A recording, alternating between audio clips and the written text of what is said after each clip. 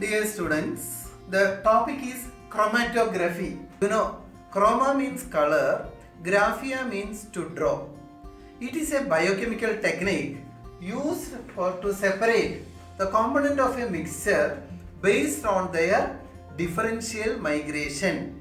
Sweat in 1906 discovered chromatography. Preparation of chromatography is called chromatogram. In chromatography, there are two phases. One is the mobile phase and the other is stationary phase. Mobile phase and stationary phase. Mobile phase is a solvent system. Like example, butanol, water or acetone. And stationary phase consists of liquid or gas. What is the principle of chromatography? The principle is differential rate of migration of components in a mixture on the solvent system. Mixture in a solvent system and the different rate of adsorption of component in the stationary phase. This is the principle of chromatography. You know, adsorption means adherence or attachment of substances on a surface. That is called adsorption. There are two types of chromatography. One is adsorption chromatography and the other one is partition chromatography. In adsorption chromatography, the stationary phase is solid and the mobile phase is a liquid or gas. In partition chromatography, the stationary phase is a liquid and the mobile phase is a liquid or gas. In chromatography, we can calculate RF value, that means ratio of front value. RF value or ratio of front value. RF value is equal to distance moved by the component divided by distance moved by the solvent. By calculating this, we will get the ratio of front value. Again, chromatography are of 6 types. Paper chromatography, thin layer chromatography or TLC, column chromatography, gas chromatography, ion exchange chromatography and high performance liquid chromatography. We can discuss types of chromatography in detail, procedure and application. Paper chromatography. Paper chromatography is a chromatography technique used to separate mixture of chemical substances into its individual compounds. Steps involved are: first step, a horizontal line is drawn near one end, about 1.5 cm from the bottom edge of the paper. Step 2, the sample need to be separated is placed as a small drop or line onto the paper using capillary tube. Labeling the drop by a pencil with an alphabet or number help to identify the compound later. In figure 3 and 4 are the drops label. The drops are then soaked on the paper and dried. 3. The paper is then placed into a sealed container with a swallow layer of suitable solvent. The solvent level must be lower than the pencil line or drop on it. The container need to be covered to stop the solvent to evaporate. In step 4, the solvent rises up the paper chromatography, taking each component of the sample with it. The components travel with the solvent depends on the polarity, the attraction between the sample molecule and the solvent or solvent mixture, and the attraction between the sample and the silica. Step 5. When the solvent rises near the end of the paper, then the paper should be taken out from sealed container and air dried. The paper with separated band of components are then observed under UV light.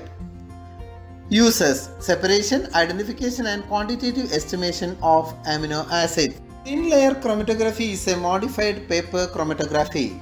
Silica gel or alumina powder is used as a thin layer on glass plate.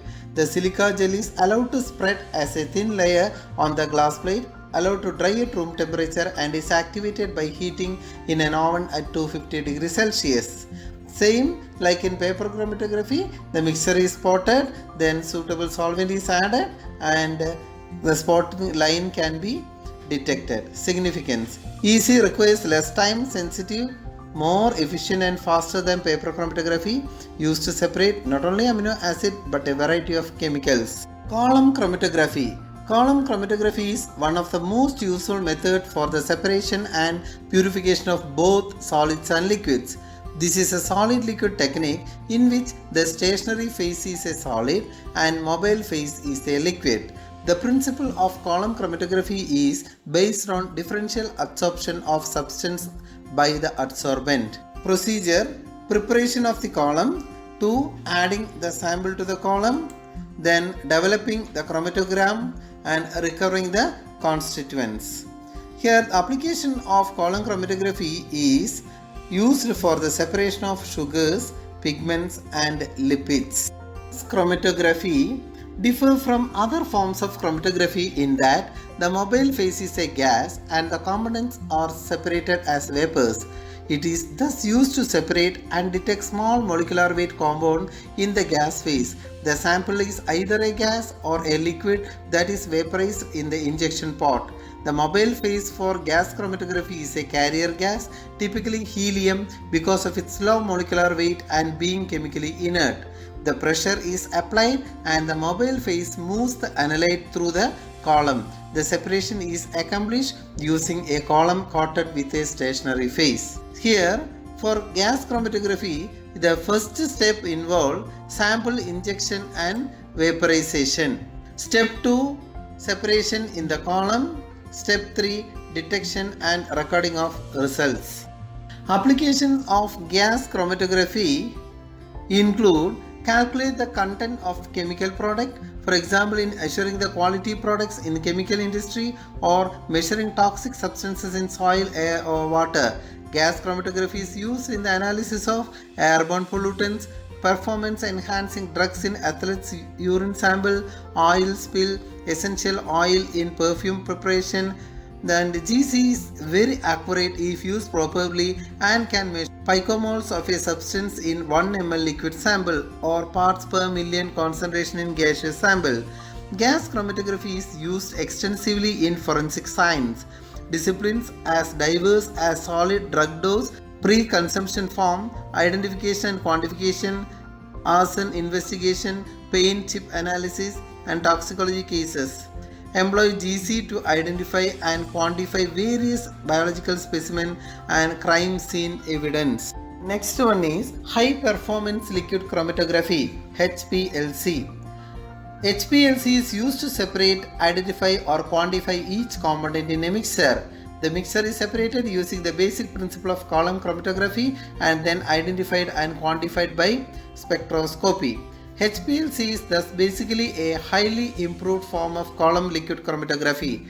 Instead of a solvent being allowed to drip through a column under gravity, it is forced through under high pressure of up to 400 atmospheres. This is the principle of high performance liquid chromatography. This shows the instrumentation of HPLC. Here we can see the solvent and HPLC pump, sample injector, then HPLC column, detector. From the detector, data can be analyzed. Applications of HPLC: analysis of drugs, synthetic polymers, pollutants in environmental analytics, determination of drugs in biological matrices, isolation of valuable products, product purity and quality control of industrial products and fine chemicals, separation and purification of biopolymers such as enzymes or nucleic acids, water purification, pre-concentration of trace component, ligand exchange chromatography, ion exchange chromatography of proteins, high pH anion exchange chromatography of carbohydrates and oligosaccharides. Dear students, from this I hope you could understand what is chromatography and how we can calculate RF value, means ratio front value, and chromatogram in detail. Thank you for watching. See you in next class with another topic.